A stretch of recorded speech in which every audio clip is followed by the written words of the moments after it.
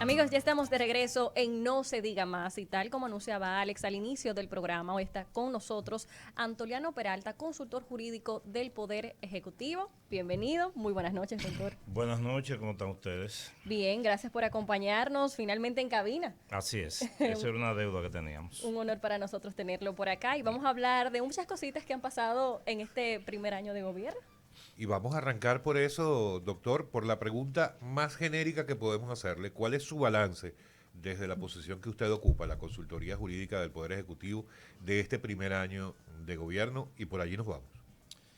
Bueno, yo estoy convencido de que el balance desde el punto de vista de la consultoría es positivo.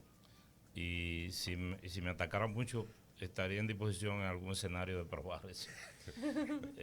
Muchas iniciativas normativas, tanto legislativas como disposiciones del presidente a través de decretos.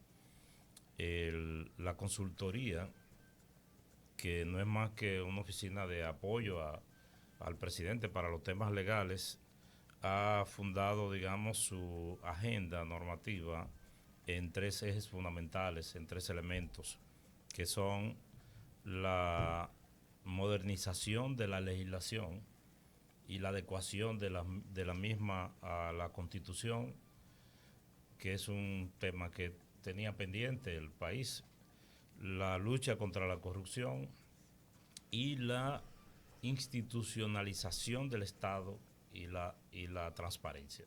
Digamos que esos son los elementos en los cuales se ha empeñado el presidente y nosotros hemos tenido que seguirle el paso bastante acelerado, por cierto. En cuanto a la modernización de la legislación, ¿cuáles han sido las leyes priorizadas para este eje?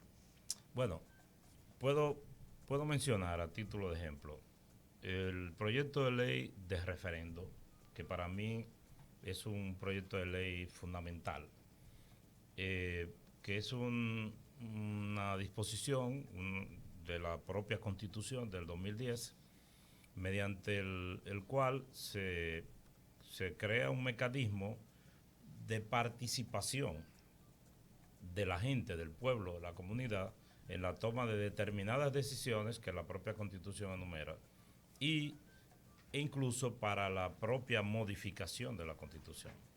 Este proyecto está, como dije, contemplado, dispuesto por la Constitución, pero no se había sometido. Está sometido y cursa en el Congreso, se está conociendo. Puedo decir, poner otro botón de muestra. Miren, desde que yo era un jovencito, estudiante secundario y universitario, aquí siempre se ha criticado, por ejemplo, los gobiernos del presidente Balaguer, la diversificación de instituciones.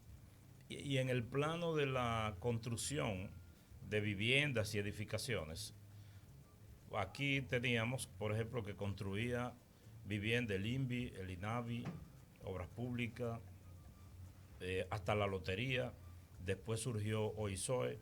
Entonces había una dispersión en esto. ¿Qué ocurrió? Que el presidente, desde antes de asumir la presidencia, dijo, bueno, porque también construía el FOMPER, construía viviendas. El presidente dijo, no habrá FOMPER, no habrá OISOE y el INVI se convertirá en el Ministerio de la Vivienda. Y efectivamente, hace 3 o 4 días, o un poco más, fue promulgada la ley que crea el Ministerio de la Vivienda. Ahora en la República Dominicana hay una sola institución que está facultada para construir viviendas y edificaciones, que no es lo mismo.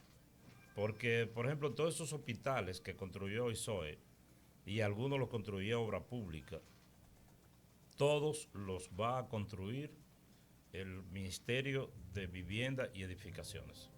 De manera que esa es otra ley de modernización de la legislación. Y le puedo decir que uno de los elementos que más ha contribuido con, digamos, la falta de institucionalidad de la administración pública y como decimos en Miche, de los que más ha dado que hablar, es el sistema de compra y contratación en la República Dominicana. Bueno, pues, ¿qué ha hecho el presidente? Que ha creado unos mecanismos de vigilancia de la compra y contrataciones. Pero no contento con eso, porque eso lo hizo con las herramientas legales que tenía a la mano. Ha instruido a los entes, a los órganos correspondientes, como la Dirección de Compra y Contrataciones y la Consultoría Jurídica del Poder Ejecutivo, a elaborar un proyecto de ley que en este momento está siendo revisado por la consultoría, un proyecto de ley para modernizar, para adecuar, para transparentizar el sistema de compra y contratación. Bueno, de manera que le he puesto algunos ejemplos. Sí, doctor, cuando usted menciona los 3 ejes sobre los cuales basó el presidente su plan en este tema jurídico, habla de que, o da la impresión de que lo que se consiguió, y por favor es algo que quiero que nos confirme, de que lo que se consiguió fue un gran desorden y no hablemos del último gobierno o de los últimos gobiernos, porque para que se llegue a ese nivel de desorden que entiendo que había, tienen que pasar muchísimos años. Entonces, efectivamente fue así. ¿Y a qué se puede atribuir ese desorden al que se llegó en República Dominicana desde el punto de vista institucional? Usted tiene razón, o sea, esto no es solo digamos, del último gobierno de Danilo Medina.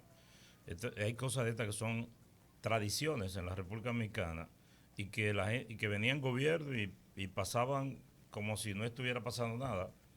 Y el presidente Abinader tomó la decisión y lo dijo de la campaña, lo dijo en la transición y ahora lo está cumpliendo.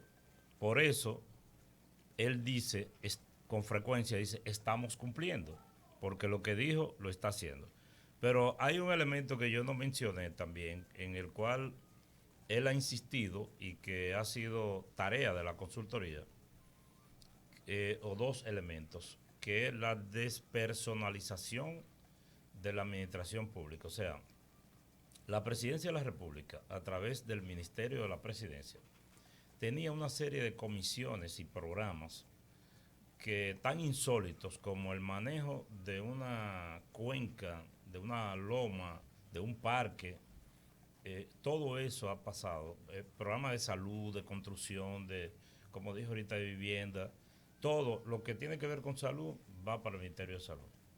Lo que tiene que ver con asuntos de medio ambiente, que no sé por qué la cuenca del río Tal lo manejaba la Presidencia de la República, ha ido a parar a medio ambiente.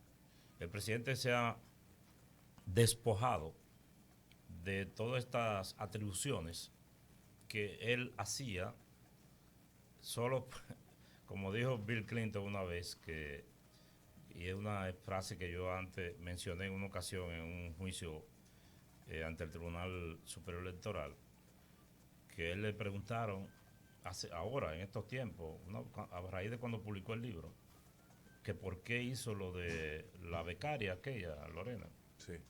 Y él dijo, lo hice por la peor de las razones, solo porque podía hacerlo.